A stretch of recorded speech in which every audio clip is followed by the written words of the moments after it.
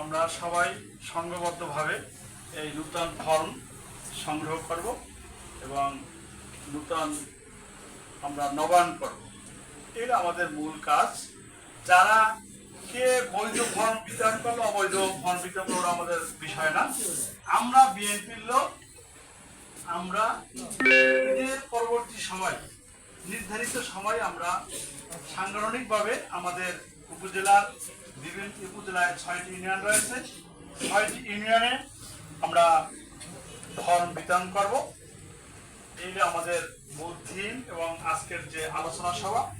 এবং এই যে ভুয়ো ফর্ম, আপনারা অনেকেই বলছে ভুয়ো ফর্ম, আমরা এটা দেখার বিষয় না। আমরা কি করব, আমরা যে ফর্মটা বিতরণ করব ওই ফর্মের মাধ্যমে প্রমাণ করবে যে কোনটা আসল ফর্ম কোনটা ভুয়ো ফর্ম। তবে আমরা ভুয়ো ফর্ম যদি হয় আমরা সকলে ঘৃণার পাত্র হিসাবে দেখব। আমরা যারা বিএনপি করি, বিএনপির লোক, আমরা সদস্য ছিলাম, এখন আমরা নবায়ন হব, নতুন সদস্য আমরা সংগ্রহ করব। এই আমাদের মূলত স্লোগান।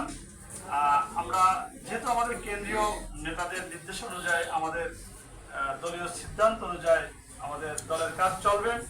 আমরা নির্ধারিত তারিখ পর পর প্রত্যেকটা ইউনিয়নের নেতাকর্মীরা আমরা প্রস্তুতি নেব কখন কোন তারিখ আমরা এই ফর্ম সংগ্রহ করব এবং বিতরণ করব। আমরা রিসেন্টলি আমরা এই ইউনিয়ন পর্যায়ে আমরা সময়সূচি পেয়ে যাব।